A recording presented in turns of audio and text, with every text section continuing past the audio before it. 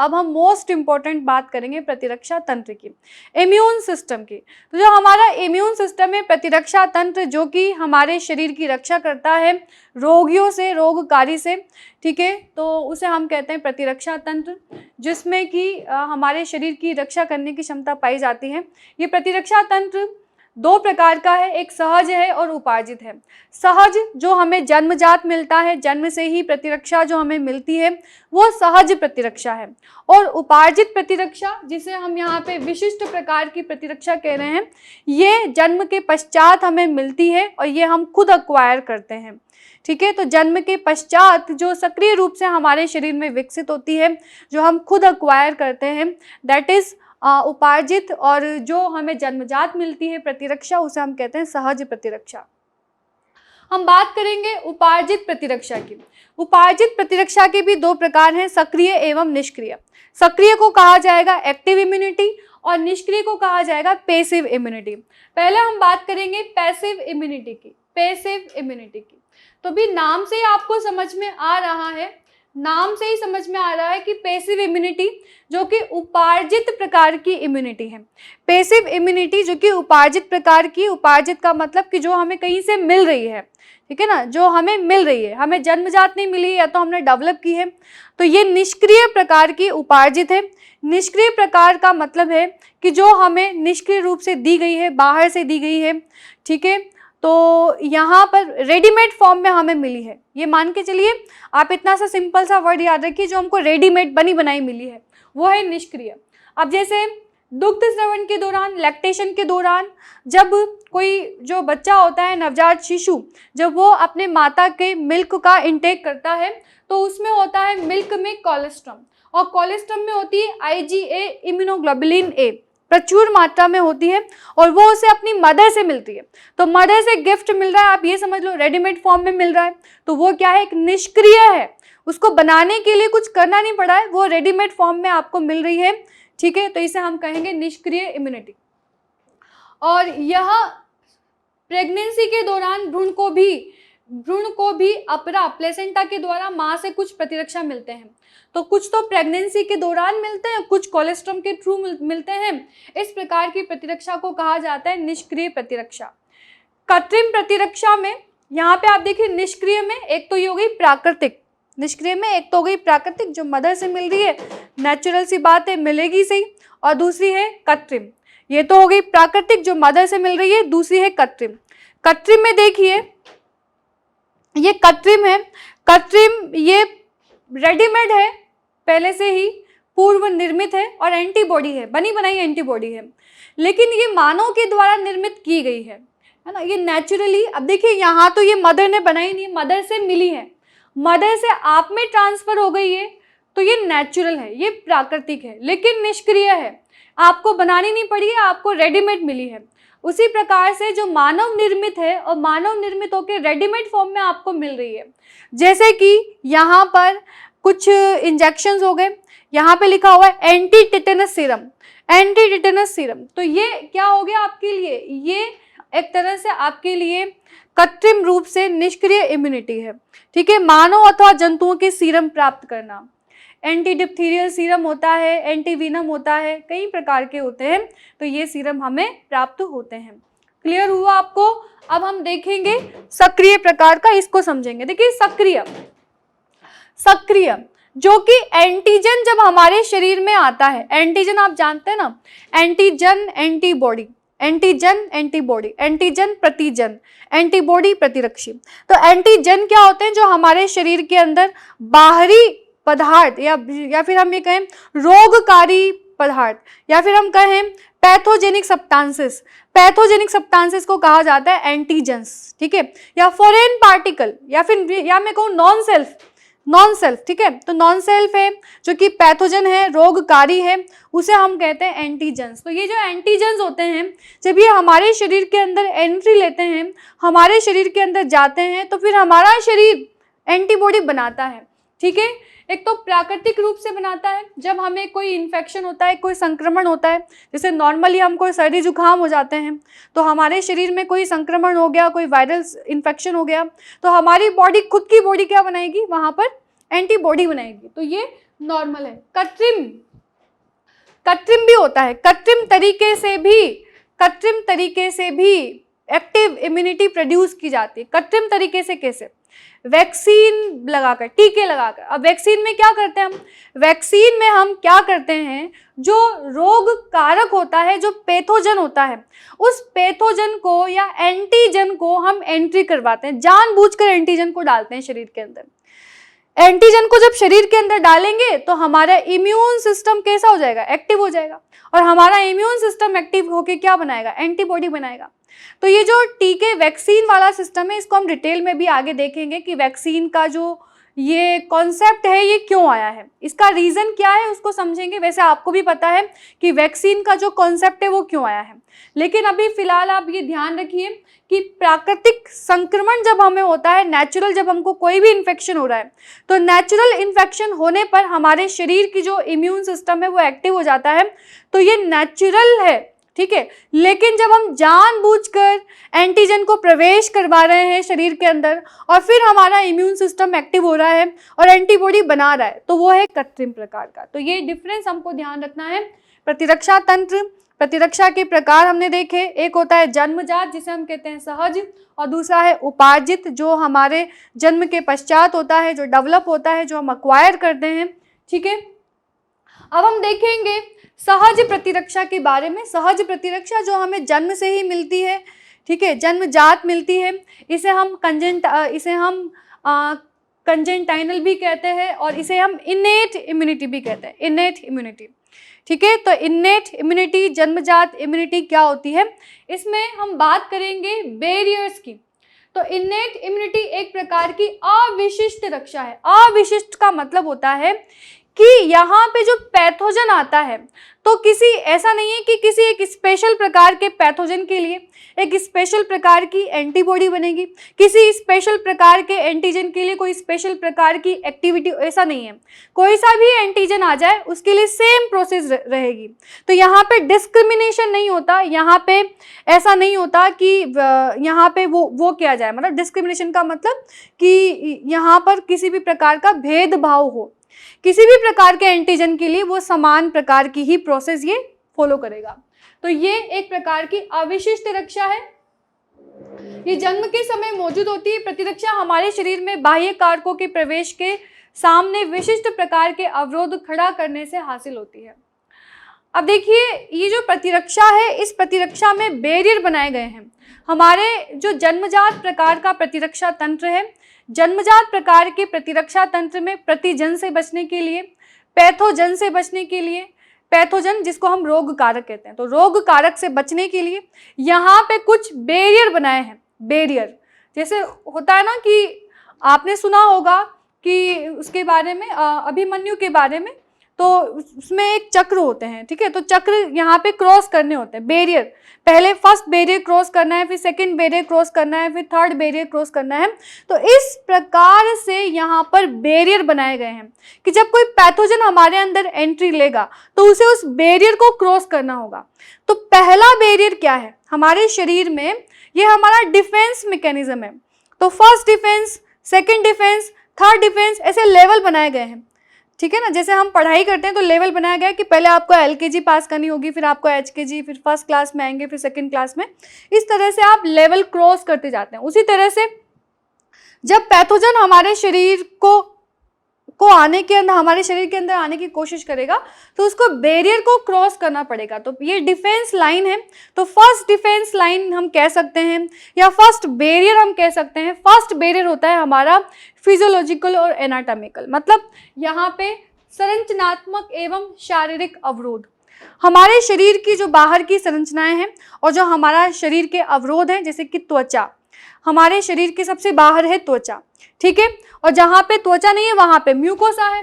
तो ये संरचनात्मक एवं शारीरिक अवरोध, ये फर्स्ट डिफेंस है, ध्यान रखना, ये फर्स्ट डिफेंस है हमारा, ये फर्स्ट लाइन ऑफ डिफेंस है। तो इसमें त्वचा आती है और म्यूकोसा आती है। जब भी कोई रोगकारी, जब भी कोई पैथोजन हमारे त्वचा के ऊपर आएगा, तो त्वचा हमारा फर्स्ट बैरियर है, यहाँ पे वो सर्वाइव नहीं कर पाएगा। क्यों नहीं कर पाएगा?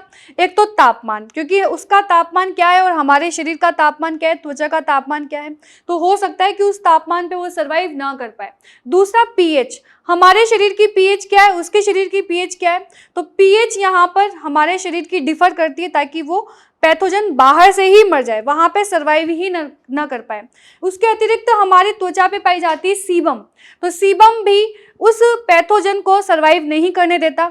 इसके अतिरिक्त जो हमारी त्वचा होती है ये डेड होती है, ये क्या कैसी होती है, निर्जीव होती है। जो ऊपर वाली उपकला होती है ये डेड प्रकार की होती है, तो कोई भी पैथोजन जब आता है तो वो पैथोजन इस पर सर्वाइव नहीं कर पाता, इस पर ग्रो नहीं कर पाता। तो यहाँ पे जब ग्रो नहीं कर पाएगा तो वो अंदर भी एंट्री नहीं कर पाएगा। इस प्रकार से ये पहले बैरियर की तरह कार्य करती है, यहीं पर ही जो पैथोजन आता है वो यहीं पर ही फेल हो जाता है, यहीं पर ही वो फेल हो गया। ठीक है। म्यूकोसा है, म्यूकोसा में ये हमारी सलाइवा होती है। ठीक है, यहाँ पे अल्कलाइन मीडियम होता है, सलाइवा की पीएच होती है, सलाइवा में लाइसोजाइम एंजाइम होता है, तो यहाँ पर ही ये फर्स्ट बैरियर है, यहीं पर ही पैथोजन फेल हो जाता है। जो प्राइमरी लेवल पे पैथोजन फेल हो गया तो सेकेंडरी लेवल पे पहुंच ही नहीं पाता।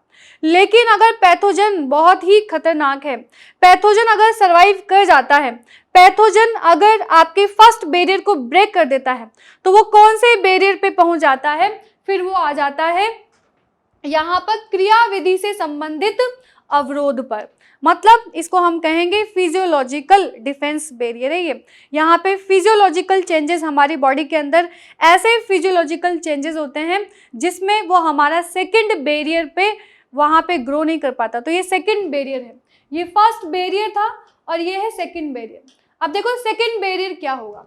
सेकंड बैरियर का मतलब कि अगर पैथोजन हमारे शरीर में एंट्री करता है, अगर रोगकारी हमारे शरीर में एंट्री करता है तो हमको ज्वर आ जाता है, बुखार। उस बुखार आते से ही हमारा टेम्परेचर एकदम से ज़्यादा हो जाता है। जब टेम्परेचर एकदम से ज़्यादा हो जाता है तो उस तापमान पर वो पैथोजन सर्वाइव नहीं कर पाता। दूसरा पीएच परिवर्तित हो जाती है।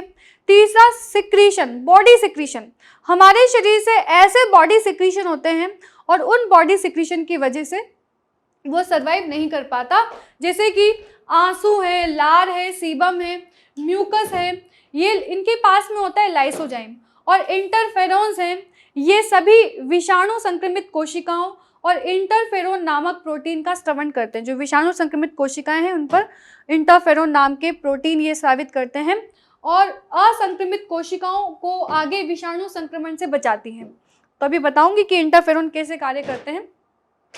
यह 270 अमीनो अम्ल से बने होते हैं, एंटीवायरल प्रोटीन होते हैं। इंटरफेरोन्स के बारे में बता रहे हैं कि इंटरफेरोन्स क्या होते हैं, 270 अमीनो अम्ल से बने हुए एंटीवायरल प्रोटीन होते हैं। वायरस के संक्रमण के द्वारा, वायरस संक्रमण कोशिका द्वारा स्रावित होते हैं, जो अपने आसपास की सेल्स को ट्रांसलेशन इनहिबिटिंग प्रोटीन बनाने के लिए उत्प्रेरित करते हैं। अपने आसपास सेल्स को संक्रमित होने से ये बचाते हैं।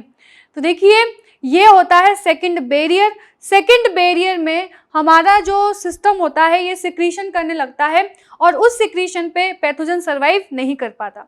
अब अगर सर्वाइव कर जाता है, सेकंड बैरियर पे भी बच जाता है, तो फिर तैयार है हमारे शरीर में थर्ड बैरियर। थर्ड बैरियर को क्रॉस करना होगा। थर्ड बैरियर को क्रॉस कर गया तो फिर फोर्थ बैरियर है। अगर फोर्थ बैरियर को क्रॉस कर गया तो फिर तो बीमारी होना ही होना है। लेकिन अगर हमारे फर्स्ट बैरियर मजबूत है तो फर्स्ट बैरियर को ये क्रॉस नहीं कर पाएगा। अगर फर्स्ट बैरियर मजबूत नहीं है तो सेकंड बैरियर पे ये जाएगा। इस प्रकार से अब आप समझ गए होंगे। और जो सेकंड बैरियर है उसमें इंटरफेरोन्स क्या है उसके बारे में मैं आपको समझा देती हूँ। देखिए इंटरफेरोन्स, जब जैसे कि मान लीजिए कोई सामान्य कोशिका है, ये सामान्य कोशिका किसी वायरस के द्वारा संक्रमित होती है। ये वायरस है और ये वायरस इस सामान्य कोशिका को संक्रमित करता है। जब ये वायरस इस कोशिका को, सामान्य कोशिका को संक्रमित करता है तो इस कोशिका के द्वारा रिलीज होते हैं इंटरफेरोन्स। इस कोशिका के द्वारा रिलीज होते हैं इंटरफेरोन्स और ये इंटरफेरोन्स अपने आसपास वाली कोशिकाओं को संक्रमण से बचाते हैं। ठीक है, अपने आसपास वाली कोशिकाओं को संक्रमण से बचाने का कार्य करते हैं इंटरफेरोन्स। इतनी बात आपको ध्यान रखनी है। इस प्रकार से ये बैरियर है। अब हम थर्ड बैरियर की बात करेंगे, कोशिकीय अवरोध। ये है थर्ड बैरियर, ठीक है। पहले पैथोजन ने हमारे फर्स्ट बैरियर को क्रॉस किया। फर्स्ट बैरियर को क्रॉस करने के बाद में वो सेकंड बैरियर पे आया। सेकंड बैरियर में हमारी बॉडी सिक्रीट करती है, लेकिन वहां पे भी वो बच गया और वहां से बच के हमारी कोशिका के अंदर चला गया। जो पैथोजन है वो हमारी कोशिका के अंदर चला गया। अब क्या होगा, जब हमारी कोशिका के अंदर ये चला जाता है पैथोजन, तो क्या होता है, देखिए यहाँ पर हमारी जो बृहद भक्षाणु कोशिकाएं हैं ये भक्षण करने के लिए तैयार हो जाती हैं। बृहद भक्षाणु कोशिकाएं बैक्टीरिया या वायरस जो भी है उनको भक्षण करने के लिए तैयार हो जाती हैं और यहाँ पर इनको अपने अंदर इंजेस्ट कर लेती है। अपने अंदर इंजेस्ट करके तैयार करती है फेगोसोम। फेगोसोम के अंदर ये रोगकारी होता है। इस रोगकारी को यहाँ पे ये लाइसोसोम के संपर्क में आता है। लाइसोसोम के संपर्क में जब आता है तो इसका यहाँ पे लाइटिक एंजाइम के द्वारा लाइसिस कर दिया जाता है। इसका यहाँ पे पाचन हो जाता है और इस प्रकार से जो भी अपशिष्ट होता है इसको बाहर निकाल दिया जाता है। इस तरह से फेगोसाइटोसिस के द्वारा यहाँ पर जो भी रोगकारी है उसको कोशिकीय स्तर पर थर्ड लेवल पर उसको यहाँ पे किल कर दिया जाता है। तो हमारे शरीर के रक्त में बहुरूप केंद्रक श्वेताणु उदासीन रंजी, मतलब इसे हम कहते हैं PMNL, ये आपने पढ़ा भी होगा। PMNL का फुल फॉर्म है यहाँ पे पॉलीमॉर्फिक न्यूट्रोफिल लिम्फोसाइट कोशिकाएं, ठीक है। तो ये न्यूट्रोफिल्स होती हैं, ये कुल प्रकार के श्वेताणु और मोनोसाइट तथा प्राकृतिक मारक लिम्फोसाइट और ऊतकों में बृहद भक्षाणु रोगाणुओं का भक्षण करते हैं। तो ये कई प्रकार की सेल्स हैं। इनमें से NK सेल्स को हम बाद में पढ़ेंगे, इनको बोलते हैं ये मारक सेल्स, इनको बाद में पढ़ेंगे, ठीक है। तो ये नष्ट करने का कार्य करती है। भक्षण कुछ प्रकार की WBC के द्वारा होता है। जो भक्षण होता है वो कुछ ही प्रकार की WBC के द्वारा होता है।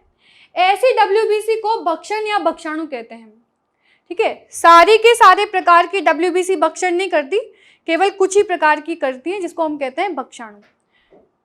सबसे अधिक महत्वपूर्ण फेगोसाइट है मैक्रोफेज और न्यूट्रोफिल। मैक्रोफेज और न्यूट्रोफिल ये भक्षणकारी है। मोनोसाइट संक्रमण के स्थान पर मुक्त होती है और बाद में मैक्रोफेज में परिवर्तित हो जाती हैं। जो मोनोसाइट होती हैं ये मोनोसाइट मैक्रोफेज में परिवर्तित हो जाती हैं और मैक्रोफेज एक बड़ी अनियमित आकार की कोशिकाएं जो सूक्ष्म जीव, वायरस, कोशिका, अपशिष्ट आदि को संक्रमण की प्रतिक्रिया के स्वरूप निगल जाती हैं। तो फाइनली मैक्रोफेजेस का काम होता है कि उन्हें निगल जाना, ठीक है। तो क्या प्रोसेस, स्टेप क्या होगा, सबसे पहले वासोडाइलेशन, ब्लड वेसल्स डायलेट होती हैं, फिर अडेशन, चिपकना, फिर उसके बाद में माइग्रेशन, फिर उसके बाद में न्यूट्रोफिल्स या मोनोसाइट का कीमोटैक्सिक होता है, फिर फेगोसाइटिस होता है। इस प्रकार से यहाँ पर जो भी रोगकारी हमारे शरीर के अंदर एंट्री करता है, जो भी जीवाणु हमारे शरीर के अंदर एंट्री करता है, तो जहाँ पे जीवाणु प्रवेश करता है वहाँ पे होता है सबसे पहले वासोडाइलेशन। वासोडाइलेशन का मतलब है कि जो ब्लड वेसल्स है वो डायलेट हो जाती हैं, ब्लड वेसल्स चौड़ी हो जाती हैं, ठीक है, और वहाँ पर इन्फ्लामेशन सा हो जाता है। और फिर होता है अडेशन, मतलब चिपकना, फिर माइग्रेशन या फिर इसको कहा जाता है डायपेडेसिस, मतलब मैक्रोफेजेस जो होती हैं, न्यूट्रोफिल जो होती हैं, ये सक्रिय हो जाती हैं और ये सक्रिय होकर फेगोसाइटोसिस करने का कार्य करते हैं। तो पूरा स्टेप यहाँ पे भी बताया हुआ है, ये देखिए पूरा स्टेप बताया हुआ है, ये आपको समझाया हुआ है। इसमें इस डायग्राम को भी देखिए, ये डायग्राम भी आपको बहुत कुछ समझाएगा। इसमें बताया हुआ है कि फर्स्ट बैरियर है त्वचा, ये फर्स्ट बैरियर है हमारी त्वचा को क्रॉस कर गया तो सेकंड बैरियर है हमारे त्वचा के स्टर्वन सिक्रीशन, इसको भी क्रॉस कर गया तो हमारा थर्ड बैरियर होता है हमारा सेल, इसको भी क्रॉस कर गया तो फिर हमारे चौथा बैरियर है। चौथा बैरियर कौन सा है वो देख लेते हैं। तो देखिए चौथा बैरियर, इसको कहा जाता है इन्फ्लामेशन। कहीं पर भी यदि कोई भी संक्रमण होता है तो वहाँ पे इन्फ्लामेशन होना शुरू हो जाता है। इन्फ्लामेशन में जो हमारी मास्ट सेल होती है, जो बेसोफिल सेल्स होती हैं, ये हिस्टामिन रिलीज करती हैं, ये वेसल्स को डायलेट करती हैं, जिसकी वजह से वहाँ पर जो भी संक्रमण होता है तो वहाँ पर इसके मतलब इसके इन्फ्लामेशन के लक्षण क्या होते हैं। पहले रेडनेस आती है, देखिए कहीं पे भी संक्रमण होगा, जैसे मान लीजिए चींटी ने काट लिया तो वहाँ पे रेडनेस आती है, ईचिंग होती है, स्वेलिंग आ जाती है, और कई बार अगर ज़्यादा संक्रमण होता है तो फीवर तक आ जाता है। तो यहाँ पे रेडनेस होगी, हीट होगी, स्वेलिंग होगी और पेन होता है। ये इन्फ्लामेशन, ये हमारा इन्फ्लामेशन, ये फोर्थ है। और फिफ्थ है नेचुरल किलर सेल, ये इंपॉर्टेंट है। नेचुरल किलर सेल ये बड़ी लिम्फोसाइट कोशिकाएं होती है, ये लिम्फोसाइट कोशिकाओं का एक प्रकार है। और नेचुरल किलर सेल्स ये बड़ी सेल्स होती हैं। तो देखिए क्या लिखा हुआ है, ये बड़ी और ग्रैन्युलर और लिम्फोसाइट कोशिकाएं बड़े आकार की हैं, ग्रैन्युलर है, और ये कोशिकाएं क्या काम करती है, किल करने का काम करती है। कैसे करती है, देखिए यह फेगोसाइट के अलावा कोशिकाएं लक्ष्य कोशिका पर प्रत्यर्पण कोशिका, संक्रमित कोशिका या शरीर की ट्यूमर कोशिका को बनाती है। ये क्या होता है, जो भी कोशिका होती है उस पर चिपक जाती है। नेचुरल किलर सेल्स जो भी संक्रमित कोशिका होती है उस पर चिपक जाती है और उस पर परफोरिन मतलब छिद्र बना देती है, ऐसे उसको परफोरेटेड बना देती है, छिद्र बना देती है, और फाइनली उसको वहाँ पे उसका लाइसिस कर देती है। तो ये परफोरिन छिद्र बनाकर मारती है और जल इन छिद्रों के माध्यम से प्रवेश करता है। परिणाम स्वरूप जो संक्रमित कोशिकाएं हैं वो फूटकर मर जाती हैं। इस प्रकार से NK cells natural killer cells kill करने का कार्य करती है। तो ये जो एनके सेल्स हैं ये सेलुलर बैरियर में आती है। ध्यान रखिए, एनके सेल्स हालांकि हम सबसे लास्ट में पढ़ रहे हैं लेकिन ये सेलुलर बैरियर का पार्ट है। यहाँ पे लिखा भी हुआ है एनके सेल, ये देखिए प्राकृतिक मारक लिम्फोसाइट, तो ये सेलुलर बैरियर के अंदर आएगी। वैसे तो सेलुलर बैरियर में मैक्रोफेजेस काम करती हैं, भक्षाणु का काम करती हैं मैक्रोफेजेस, और न्यूट्रोफिल्स काम करती हैं। मैक्रोफेजेस, न्यूट्रोफिल्स भक्षण का कार्य करती हैं, और नेचुरल किलर सेल्स भी हैं। नेचुरल किलर सेल्स ये भक्षाणु का काम नहीं करती, ये क्या करती है, उनके ऊपर छिद्र बना देती है, उनके ऊपर परफोरेशन क्रिएट कर देती है, जिससे कि वो सेल्स फट जाती हैं जब उनके अंदर पानी भर जाता है तब। तो ये हुआ आपके इनेट इम्यूनिटी के बारे में। यहाँ तक अभी हमने इनेट इम्यूनिटी को पढ़ा है। अब इनेट इम्यूनिटी के बाद में अब हम बात करेंगे उपार्जित प्रतिरक्षा, जिसे हम कहते हैं क्या कहते हैं, जिसे हम अक्वायर्ड इम्यूनिटी, जो हम खुद डेवलप करते हैं जन्म के पश्चात। तो यह व्यक्ति अपने जीवन काल में उपार्जित करता है। यह अनुक्रिया किसी सूक्ष्म जीव के, कोई भी सूक्ष्म जीव, ये एंटीजन जब हमारे संपर्क में आता है तो हमारा इम्यून सिस्टम, हमारा प्रतिरक्षा तंत्र सक्रिय हो जाता है। और सूक्ष्म जीवों के संपर्क में आने से प्रतिरक्षा केवल कोशिकाओं में ही पाई जाती है। इसके अनुकूल विशिष्ट प्रतिरक्षा भी कहते हैं।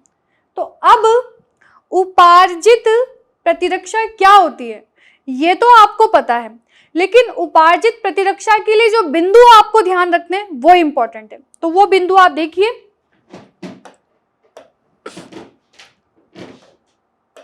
देखिए उपार्जित प्रतिरक्षा के बिंदु देखने हैं आपको, और यही इंपॉर्टेंट है, यहीं से ही क्वेश्चन बन के आएंगे।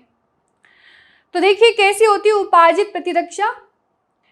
पहली बात तो ये अनुभव के आधार पे उपार्जित प्रतिरक्षा बनती है।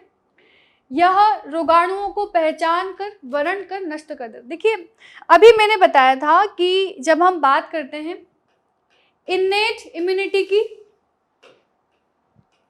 और अक्वायर्ड इम्यूनिटी की, दोनों में क्या अंतर है। इनेट जो कि जन्मजात है लेकिन ये विशिष्ट नहीं होती, मतलब किसी एक पर्टिकुलर बीमारी के लिए एक विशिष्ट प्रकार की एंटीबॉडी का फॉर्मेशन ये नहीं करती इनेट, ये विशिष्ट नहीं होती है, लेकिन ये विशिष्ट होती है। तो ये कैसी होती है, विशिष्ट प्रकार की होती है। उपार्जित प्रतिरक्षा कैसी होती है, विशिष्ट प्रकार की। इनेट इम्यूनिटी में आपने देखा कि जो इनेट इम्यूनिटी है उसमें 4-5 बैरियर हैं, तो यहाँ पे ज़्यादा विविधता ही नहीं पाई जाती। लेकिन जब आप पढ़ेंगे उपार्जित प्रतिरक्षा के बारे में, तो इसमें विविधता पाई जाती है। यहाँ पे अलग अलग प्रकार की कोशिकाएं हैं जो कि अलग अलग प्रकार के एंटीजन के लिए विशिष्ट होती हैं। अलग अलग प्रकार की एंटीजन के लिए अलग अलग प्रकार की एंटीबॉडी बनती हैं, तो ये विविधता युक्त होती है, इसमें विविधता पाई जाती है, तो ये विविधता युक्त होती है। तीसरा, जब हम इननेट इम्यूनिटी की बात करते हैं तो इननेट इम्यूनिटी सेल्फ और नॉन सेल्फ में डिफरेंशिएट नहीं कर पाती। सेल्फ और नॉन सेल्फ, कौन सा अपना है कौन सा बाहर का है, उसमें ये डिफरेंशिएट नहीं कर पाती, तो ये अपने पराये में विभेद नहीं कर पाती है। लेकिन जो अक्वायर्ड इम्यूनिटी है ये सेल्फ एंड नॉन सेल्फ में विभेद कर सकती है। सेल्फ तो आप समझ गए, जैसे कि एंटीबॉडी है तो वो हमारी है सेल्फ, एंटीजन जो कि नॉन सेल्फ है, जो कि बाहर से आता है, तो वो नॉन सेल्फ है। तो सेल्फ और नॉन सेल्फ में विभेदन अक्वायर्ड इम्यूनिटी कर पाती है। साथ ही साथ मेमोरी वेरी वेरी इंपॉर्टेंट है। मेमोरी, अब ये इंपॉर्टेंट है, जो वैक्सीन का कॉन्सेप्ट मैंने आपको बताया था, तो वैक्सीन का कॉन्सेप्ट अब हम समझेंगे कि वैक्सीन का कॉन्सेप्ट क्यों आया है। देखिए, उपार्जित प्रतिरक्षा के अंतर्गत जब हमें कोई से भी प्रकार का संक्रमण होता है और जब कोई प्रतिजन हमारे शरीर के अंदर एंट्री करता है, जब पहली बार कोई प्रतिजन हमारे शरीर के अंदर एंट्री करता है तो हमारा इम्यून सिस्टम एक्टिव होता है और इम्यून सिस्टम उस बारे में सोचता है कि इस एंटीजन के लिए, इस रोगकारी के लिए मुझे किस प्रकार की प्रतिक्रिया करनी है। तो पहली बार जब एंटीजन हमारे शरीर में आता है तो उसके प्रतिक्रिया के लिए हमारे प्रतिरक्षा तंत्र को समय लगता है। ठीक है, तो पहली बार जब आता है तो हमारे प्रतिरक्षा तंत्र को समय लगता है एंटीबॉडी को बनाने में, एक टाइम टेकिंग प्रोसेस होता है। लेकिन जब पहली बार जब कोई एंटीजन आता है तो उस एंटीजन को हमारा उपार्जित प्रतिरक्षा तंत्र पहचान लेता है और पहचान करने के बाद में उसके लिए मेमोरी सेल्स को बना के तैयार कर लेता है, मेमोरी एंटीबॉडी को बना के तैयार कर लेता है और उसकी मेमोरी बन जाती है कि ये जो एंटीजन आया है उस एंटीजन को वो याद कर लेता है, उसकी मेमोरी बन जाती है। तो जब दूसरी बार वो एंटीजन आता है, दूसरी बार जब वो रोग कारक आता है तो रेडीमेड बनी बनाई मेमोरी एंटीबॉडी हमारे पास में होती है और बनी बनाई एंटीबॉडी हमारे काम की होती है। तो जब सेकंड बार में जब हमको कोई इन्फेक्शन होता है तो सेकंड इन्फेक्शन में जो हमारा इम्यून सिस्टम है वो बहुत जल्दी काम करता है और हमारी जो रेडीमेड इम्यूनिटी है वो रेडीमेड इम्यूनिटी जो मेमोरी सेल्स है वो फटाफट से उस एंटीजन पे अटैक कर देती है। तो इसमें टाइम नहीं लगता, हमारा इम्यून सिस्टम पहले से तैयार हो जाता है। ठीक है, जब सेकेंड टाइम वो एंटीजन आता है। तो इस प्रकार से यहाँ पे उपार्जित प्रतिरक्षा तंत्र में मेमोरी का फॉर्मेशन होता है। उपार्जित प्रतिरक्षा तंत्र में किसका फॉर्मेशन होता है? मेमोरी का फॉर्मेशन होता है। और जो वैक्सीन का कॉन्सेप्ट है वो भी यही कॉन्सेप्ट है कि हमको पता है कि ये बीमारी है और ये बीमारी बार बार हो सकती है, तो हमने उसके वैक्सीन बना लिए। हमने क्या किया है, आर्टिफिशियल फॉर्म में एंटीजन को निकाला, एंटीजन को निकाल के जो पर्टिकुलर बॉडी है उसके अंदर डाला, डालने के पश्चात इम्यून सिस्टम एक्टिवेट हो जाएगा और रेडीमेड एंटीबॉडी बनके तैयार हो जाएगी, ताकि जब दोबारा एंटीजन आएगा तो दोबारा जब एंटीजन आएगा तो उसके लिए बना बनाया इम्यून सिस्टम तैयार बैठा हुआ है, एंटीबॉडी तैयार बैठी हुई है और वो एंटीबॉडी डायरेक्ट उस एंटीजन पे जो है हमला कर देगी, अटैक कर देगी। इस प्रकार से वैक्सीन का जो कॉन्सेप्ट है वो काम करता है। तो आई होप कि आपको ये समझ में आया होगा। यहाँ पर देख भी लेते हैं कि क्या लिखा हुआ है, उसके बाद में हम देखेंगे कि यहाँ पर ये जो इनेट इम्यूनिटी है और अक्वायर्ड इम्यूनिटी, इनमें क्या अंतर है। लेकिन उससे पहले ये थ्योरी को एक बार देख लेते हैं।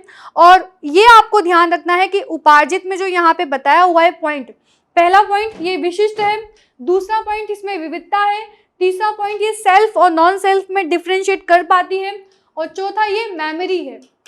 ठीक है, मेमोरी का तैयार करती है। अब यहाँ पे और क्या लिखा हुआ है, हमारे जीवन में पहली बार किसी रोगजनक से सामना होता है।